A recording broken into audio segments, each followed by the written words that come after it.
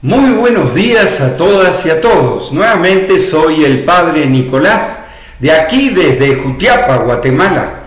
En este jueves 2 de julio, ya entrado el año, y seguimos con este tema de la pandemia y, como no, de alimentarnos un poco de Dios, escuchando su Evangelio en el capítulo 9 de Mateo, que nos dice así.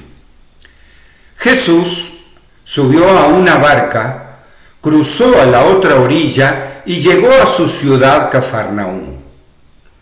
Le trajeron un paralítico tendido en una camilla. Al ver Jesús la fe que tenían, le dijo al paralítico: «Ánimo, hijo, tus pecados te son perdonados».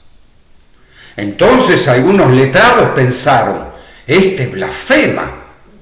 Jesús, conociendo sus pensamientos, dijo: «¿Por qué piensan mal? ¿Qué es más fácil decir? ¿Se te perdonan tus pecados o decir levántate y camina? Pues para que sepan que el Hijo del Hombre tiene autoridad en la tierra para perdonar pecados», dirigiéndose al paralítico le dijo: «Levántate, toma tu camilla y vete a tu casa».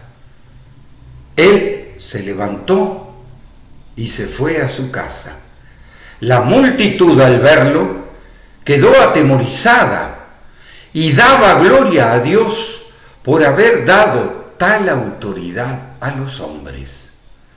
Esto es palabra de Dios. Te alabamos, Señor. ¿Y qué nos dice este lenguaje? ¿Qué mensaje tiene? Y cualquiera podría decir: esta es la curación del paralítico, y ese es el tema central. Y ese no es el tema central. ¿Por qué? Porque el tema central es el perdón. A ver, fíjense que en este evangelio no enfatiza, como Marcos, que le traen al paralítico descolgándolo del techo, de acá, de allá, pero sí dice que lo traen con fe. Sin embargo, la reacción de Jesús, ¿cuál es?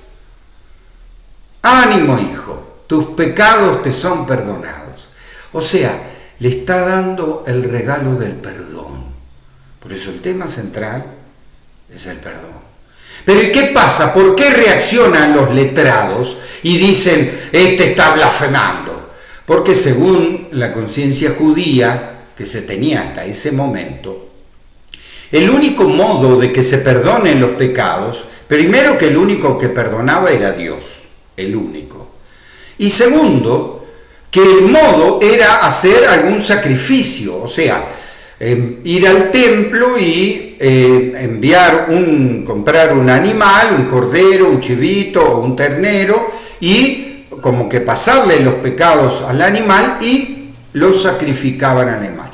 Con la muerte del animal se limpiaba el pecado de la persona que había dado el animal. Ese era el modo, pero que tenía así, como que consuele a Dios con este sacrificio para que perdone los pecados.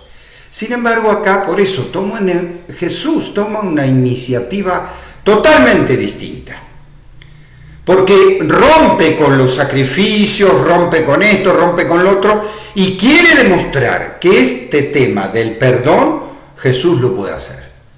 Y entonces le dice: te perdonan tus pecados, como que el mejor regalo que le pudo dar. Y uno dice: no, pero lo traían al enfermo para que lo cure. Sin embargo, yo diría: ¿cómo no se va a levantar el paralítico sabiendo que le perdonaban los pecados, que le calmaba el corazón?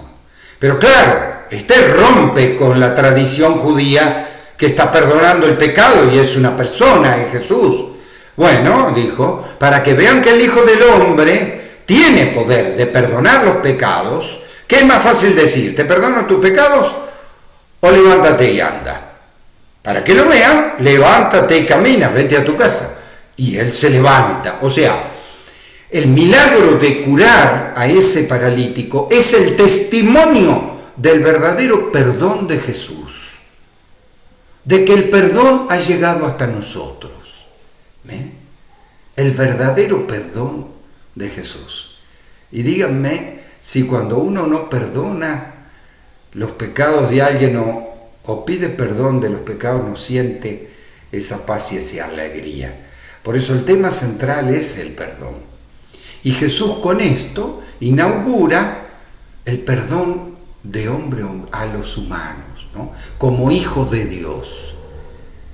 Y uno me diría, ¿y ahora que estamos en pandemia, que los padres están encerrados por la cuarentena y entonces no pueden venir, ¿cómo hacemos para pedir perdón? No. El perdón no es solo el sacramento que da el sacerdote. Uno es el sacramento que da el sacerdote. Pero recordemos, como lo dije yo también para Pascua, como lo hicimos para las celebraciones de la Eucaristía. Al principio, los primeros 7 siglos de los cristianos, ¿cómo se hacía para dar el perdón? Era la comunidad que daba el perdón. ¿Y cómo hacían? Como yo también lo dije en Semana Santa en mis comunidades. ¿Por qué? Porque yo tengo 36 comunidades, miles y miles de personas, y yo soy uno solo. No puedo perdonar a todos. Entonces, ¿qué fue lo que les dije? Miren, hagamos una cosa. Si ustedes le rezan a Dios, se juntan, le rezan a Dios, leen una palabra y le empiezan a pedir perdón. Y, por ejemplo, dicen, por todas las veces que me peleé con mi vecino, perdón, Señor, perdón. Por todas las veces que me enojé y maltraté a los demás, perdón, Señor, perdón. Y así, cada uno, lo que tenga en el corazón lo va diciendo. A la comunidad se lo va diciendo a Dios. Entonces yo le pregunté a la gente, dígame, si hacen eso, ¿Dios los perdona o no los perdona? Y todos me dijeron, sí, Padre, ¿vieron? Y bueno, eso es lo que tenemos que hacer ahora. ¿Estamos en cuarentena? Bueno, en nuestra familia tenemos que aprender a pedir perdón y a dar el perdón. ¿Por qué? Porque el perdón es el único presupuesto básico, digamos, para una buena convivencia y para la paz. Si nosotros no sabemos perdonar a los demás o no pedimos perdón a los demás por nuestras faltas, no podemos convivir. En una familia, ahora que estamos en familia, tenemos que aprender a pedir perdón. El papá, a los hijos, a la mamá, ¿cómo no? Porque eso hay que enseñarlo también. Los niños tienen que saber que si todos tenemos errores, tenemos que saber pedir perdón, porque así estamos marcando un camino, un rumbo de perdón y de reconciliación. Y entonces vamos a construir la paz familiar, la paz comunitaria y la paz de nuestro pueblo. ¿Cómo no? ¿Y saben por qué lo digo? Porque ahora que estamos en pandemia, empiezan las dudas y los conflictos. No sabemos si es cierto lo que dicen, no es cierto, algunos que sí, algunos que esto, que lo otro, algunos no vemos enfermos, porque donde estoy yo, por ejemplo, hasta ahora no vi ninguno.